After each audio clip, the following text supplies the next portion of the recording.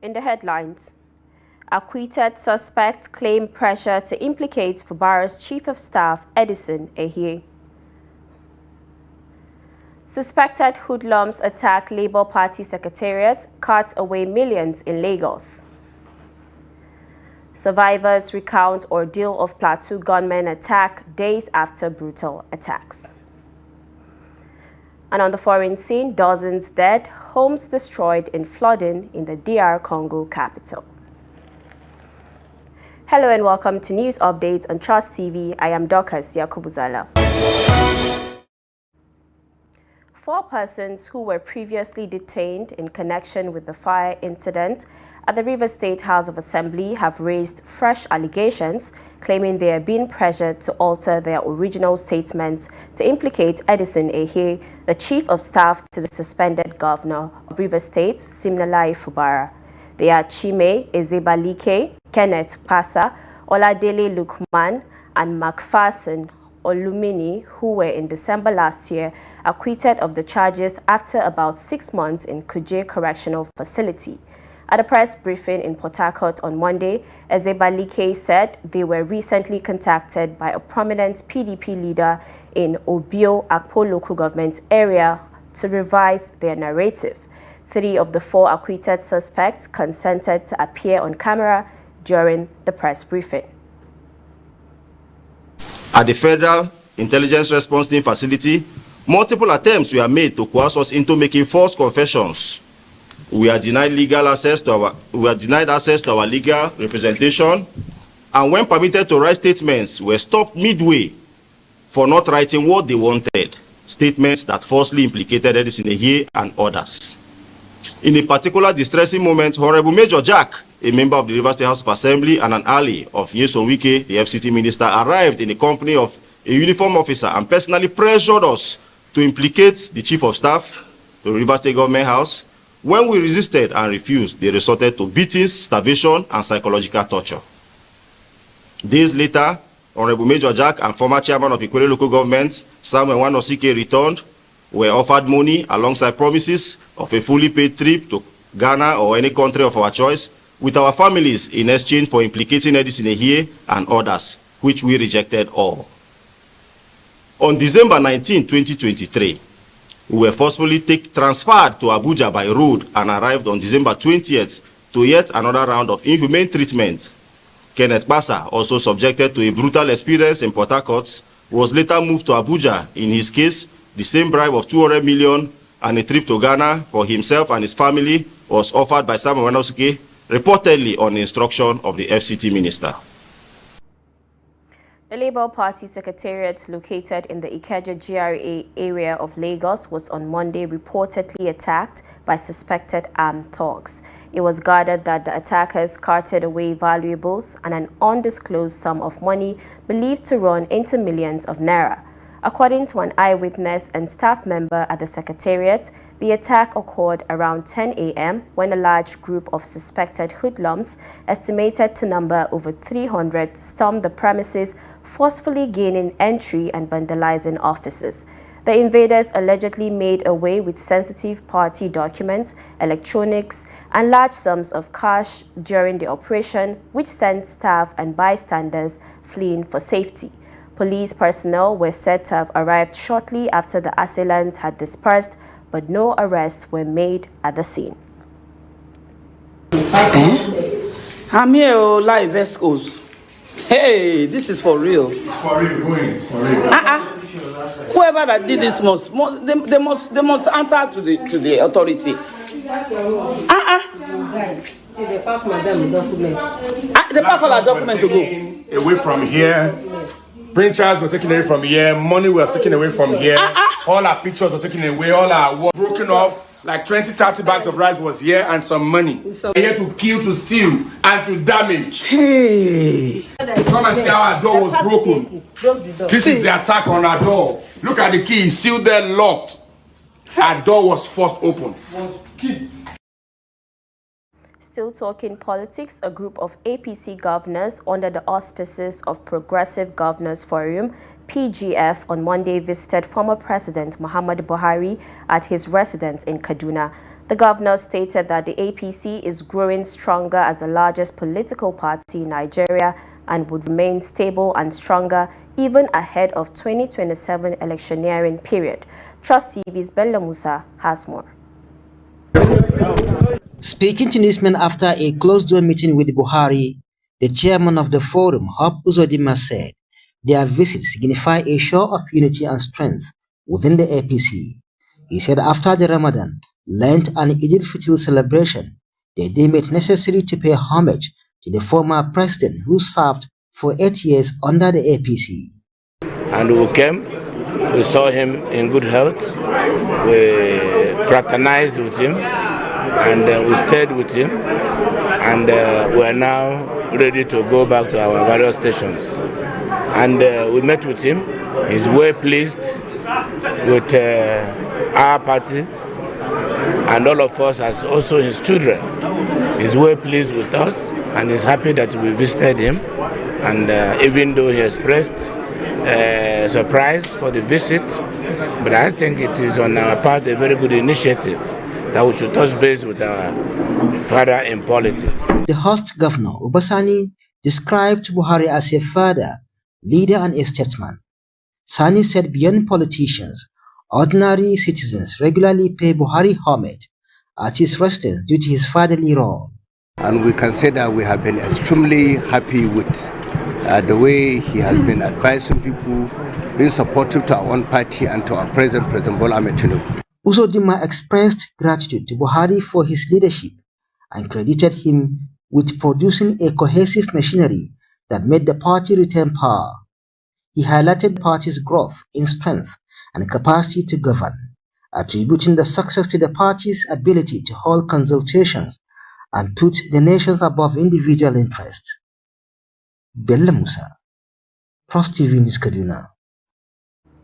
Now, survivors of the March 28 and April 2nd brutal attacks by gunmen in villages of Okos local government area of Plateau State have been recounting their harrowing ordeals during the assaults to Trust TV. The attacks have drawn widespread condemnation, with groups calling on the federal government to bring an end to such gruesome killings. Ado Musa completes the reports. Residents of 5 communities, including Rui, Mongor, Dafo, Monguna and Hurti, were attacked last week, resulting in a devastating bloodbath, where many people were killed and numerous others severely injured. Although security agencies have yet to release official casualty figures, residents claim that 52 persons were killed while many others remain missing.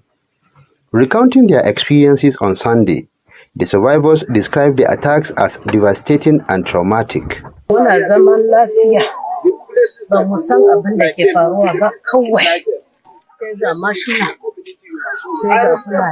We were living in peace without any provocation, and then suddenly we started seeing gunmen on motorcycles in large numbers, shooting sporadically. We began running helter-skelter for our lives. Our children also ran along with us. We didn't know where to hide because we were overwhelmed by the ferocity of the attack. Actually, it was on Wednesday. We heard of a gunshot all over, and people were running up and down. Those people that came, they were even killing our people, and very unfortunately, we ran away. So after when the security came to rescue us, honestly, we discovered that about 35 corpses that were buried now. And also 18 people were injured. Some are in the hospital. A brief of what happened was that it was on Wednesday around 3:45 p.m. That's in the evening. We were just in the town, just had gunshots, firing gunshots anyhow. We started running, our people run. Some of us escaped, and then that was what happened. They started killing everybody around. And I also lost my uncle by name, Simon Banghas. The survivors said the attacks were unprovoked and called on the government to provide them with the adequate security to enable them live peacefully. Honestly, we have never had any problem because we used to even interact with them. We used to even talk today. We joke. We have no problem. In fact, this attack, we can't just say anything because they just came like this. We are not expecting. We don't expect. So no reason. There is no reason because we don't expect that people will just come and start firing us like this. Our safety is in the hands of God because the security we have here, government is trying, but they are not enough. That's just the truth. We still need more of the securities because we only have one gun truck here and there's armed men here. They are only but up to 8. So the only people we are trying to make the security work together is the community police, the vigilante and others. But from the government side, we only have 8 securities here with the gun truck. So they are not enough because our IDP is here. We do not take our people anywhere. Only those that escape to the neighboring villages that have not been brought back home. But we still need more securities from the government. We are pleading with the government to help us, give us more securities. The recent attacks on Boko's communities have indeed caused significant displacement and distress, with hundreds of people forced to flee their homes. Ado Musa, Trust TV News, Jos. A Take It Back movement, a group of Nigerian youths and activists, recently staged a peaceful protest in Ibadan, Oyo State, to draw attention to alleged government harassment and oppressive laws. Led by Oyo State Coordinator Dimeji Salako, the protesters carried placards with messages like "Enough is enough," "You cannot gag us," and "Freedom of speech is a fundamental right." Their main grievance is the Cybercrime Act, which they believe is being misused by the government and police to silence dissenting voices, activists, and journalists. The protesters argue that this act infringes on their fundamental human right to freedom of speech and expression. The movement is urging President Bola Tinubu, the Inspector General of Police Kayode Betokun, and the National Assembly to stop using these laws to harass Nigerians. To repeal the Cybercrime Act. Just like we are aware, the Cybercrime Act was enacted into law by the Nigerian government and the National House of Assembly to fight against terrorism around the cyberspace or any other cyber-related criminal activities like internet fraud, cyber stalking, and others. But what we have noticed over time is Nigerian government and the Nigerian police have overturned that law now to fight against the people. They have overturned that law to oppress and harass dissenting voices, activists, opposition, and including journalists. President Tinubu and the authorities cannot turn Nigeria into North Korea. The Economic and Financial Crimes Commission, EFCC, has arraigned the Accountant General of Bauchi State, Siraju Jaja, before Justice O.A. Egwatu of the Federal High Court sitting in Maitama, Abuja, for alleged fraud. In a statement on Monday night, EFCC's head of media and publicity, Dele Oyewale, said Jaja was arraigned on Monday alongside a Bureau de Change operator, Aliu Abubakar, and his company, Jasfad Resources Enterprise.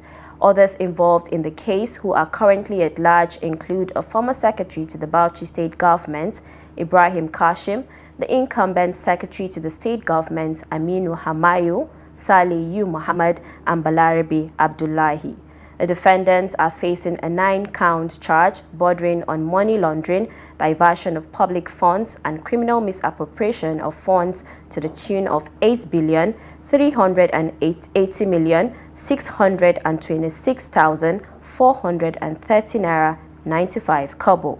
They pleaded not guilty to all charges when they were read to them, following which prosecution counsel Abba Muhammad SAN requested a trial date and urged the court to remand them in a correctional facility, while defense counsel Muhammad Ndayako SAN, representing the first and second defendants, and Chris Uche SAN, representing the third defendant, moved applications for their bail. The matter was adjourned till June 17, 2025 for commencement of the trial. The Borno State Express Mechanical Workshop in Maiduguri, the state capital, has been engulfed by fire. The Monday inferno, which started at about noon, burnt offices, vehicles, motor engines, among others, at the premises of the government building. The State Fire Service in a statement said it is yet to ascertain the cause of the fire and reported that no casualties were recorded during the incident. It noted, however, that some of its firemen sustained injuries while containing the fire, adding that it is investigating the cause of the fire. When we reach here, although the fire already started, but we use all our effort to say that we have curtailed the incident. There is no casualty, but it is only some of our firemen that sustained little injuries, but those injuries have been taken care of. But the rate of damage you can see, we have is around 9 vehicles that burned down, and that we are inside the engine room. Most of them they are under repair when the fire happened inside the workshop. I think it's 9 vehicles that have severely burned, and there's some 4 ambulances that partially burned. This is news update on Trust TV coming up ahead. We'll take a look at how overloaded trucks and crumbling roads are driving a transport crisis. This and many more when we return. Do stay with us. Welcome back. In case you're just joining us, this is news update on Trust TV. Let's take a look at our top stories again. Acquitted suspect claim pressure to implicate Fubara's Chief of Staff Edison Ehie. Unsuspected hoodlums attack Labour Party Secretariat, cart away millions in Lagos. Now moving on to more stories, at least 5 persons have been confirmed dead after a Toyota bus reportedly rammed into pedestrians at Damagum Market along Kano-Maiduguri Express. The incident was said to have occurred around 1 p.m. at Damagum Weekly Market, Fune local government area of Yobe State. 19 persons who sustained severe injuries are currently receiving treatment in the hospital. A source in the market told Trust TV that the incident was reportedly caused by the driver's high speed and loss of control. When contacted, the sector commander of the Federal Road Safety Corps FRSC Yobe State Command, Livinus Longzen Yilzum, confirmed the incident. He said the accident happened when the driver sighted people trying to cross the highway linking Kano, Jigawa, Azare, Damaturu, Maiduguri Road, forcing him to seek an alternative route. The Federal Road Safety Corps has flagged overloading as a major contributor to road accidents in Nigeria, but the danger extends far beyond immediate safety concerns. Nigeria's crumbling road infrastructure is buckling under the weight of overloaded trucks, a consequence of a broken transportation system and unchecked economic pressures. Trust TV's Ibrahim Ismail reports. With the near-total collapse of Nigeria's railway system, heavy-duty trucks have become the default means of transporting goods across the country. From Lagos to Kano, Port Harcourt to Sokoto, thousands of trucks ply long distances daily, many carrying cargo far beyond their recommended limits. Over the years, safety experts and stakeholders have raised alarm over the blatant disregard for loading regulations. Some drivers admit to hauling up to twice the legal weight, a practice that not only endangers lives but accelerates the wear and tear on Nigeria's already overstretched road network. So you cannot use a truck of 5 tons to carry a goods of 7 to 8 to 10 tons. Number one, you driver, you are at risk. Either your vehicle, your tire will get issue, or you cause accident on the road. So we'll carry within our tonnage here. If the truck is 5 tons, we'll carry 5 tons. If it's 7.5, if you need 15 ton load, we'll give you 15-ton truck. That's the way we operate here. We don't carry overload. Despite the official 33-ton limit, industry insiders say many trucks routinely transport between 60 and 80 tons per trip. Some truck drivers blame economic hardship and rising operating costs for the dangerous practice of overloading.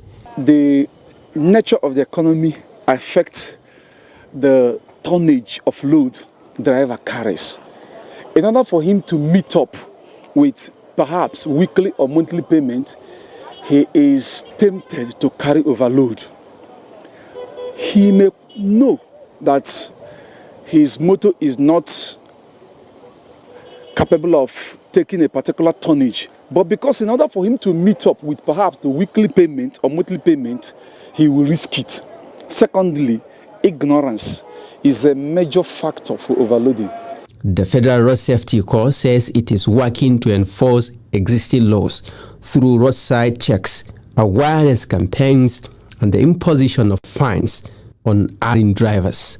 In enforcement, the punishment for overloading has a fine of 10,000 naira. Now, in the event where the vehicle, in fact, of recent FRSC has been focusing seriously on overloading, and where we have overloaded vehicles, we make sure they are impounded and the load downsized to normal before the vehicle will be allowed to move after paying the fines. Analysts warn that unless this trend is curbed, Nigeria risks not just more frequent accidents, but billions of naira in road repair and reconstruction costs. Curbing overloading isn't just a safety issue, it's an economic imperative. Ibrahim Ismail, Trust TV News, Abuja. Vice President Kashim Shettima on Monday pledged Nigeria's commitment to strengthening ties with Sweden, stressing that both countries are poised for a partnership anchored in innovation, powered by people, and guided by shared determination to uplift communities and secure prosperity for generations to come. He made the commitment on Monday while receiving the Crown Princess Victoria of Sweden at State House, Abuja. Princess Victoria was on a 3-day official visit to Nigeria as part of efforts to enhance diplomatic and economic relations between Sweden and Nigeria. Shettima described the Crown Princess's visit to Nigeria as the opening of doors to deeper institutional relations and greater cultural exchange between both nations. Earlier, Crown Princess Victoria outlined Sweden's vast interest in Nigeria, describing both nations as partners in so many sectors. She said it would be wonderful for Sweden to have a physical trade office in Nigeria, stating that it is something that should have been done long ago. In business, the naira on Monday depreciated from 1,629 naira per dollar in the Nigerian Foreign Exchange Market (NFEM), despite an intervention of $688.8 million by the Central Bank of Nigeria (CBN). Data published by the Apex Bank showed that the indicative exchange rate for the naira rose to 1,629 naira per dollar from 1,600 naira per dollar last week Friday, indicating a 29 naira depreciation for the naira. Likewise, the naira depreciated to 1,570 naira per dollar in the parallel market from 1,565 naira per dollar last weekend.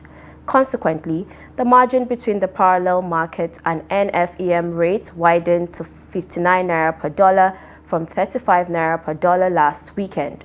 Also, the naira depreciated by 2.4% and 2.6% in March at both the Nigerian Autonomous Foreign Exchange Market window and the parallel market compared to the previous month. Away from Nigeria, more than 30 people have died in flooding in Kinshasa, the capital of the Democratic Republic of Congo, after torrential rains over the weekend. On Monday, authorities raced to evacuate and support hundreds of people trapped in their homes. The Njili River, which cut through the city of around 17 million people, overflowed its banks on Friday night, submerging hundreds of buildings. Officials said most of the fatalities were caused by walls that collapsed shortly after the deluge began. While the situation had improved by Monday morning, some access roads remained blocked and traffic was limited. Many residents blamed the government for not responding quickly enough to the disaster. In sports, Flying Eagles head coach Aliyu Zubairu has named a 35-man squad for the team's final training camp ahead of the 2025 Africa Under-20 Cup of Nations. The 7-time African champions relocated to Abuja for the training camp on Monday. The core of the squad comprises players who featured in Nigeria's victorious campaign at the WAFU B Under-20 Championship held in Togo last year. Notable among them are Daniel Bameyi, Ebenezer Harcourt, Adamu Maigari, Kenneth Ibokwe, and Sabiu Muhammad. The Flying Eagles have been drawn in Group B of the Under-20 AFCON alongside Egypt, Morocco, and South Africa. A tournament is scheduled to commence in Cairo, Egypt on 27th April. And before we go, and on a very sad note, the founder of the defunct Diamond Bank PLC, Pascal Gabriel Doze, has died at the age of 85. Reports say Doze passed away in the early hours of Tuesday, April 8, 2025. His death came just a day before his 86th birthday, following a battle with an age-related illness.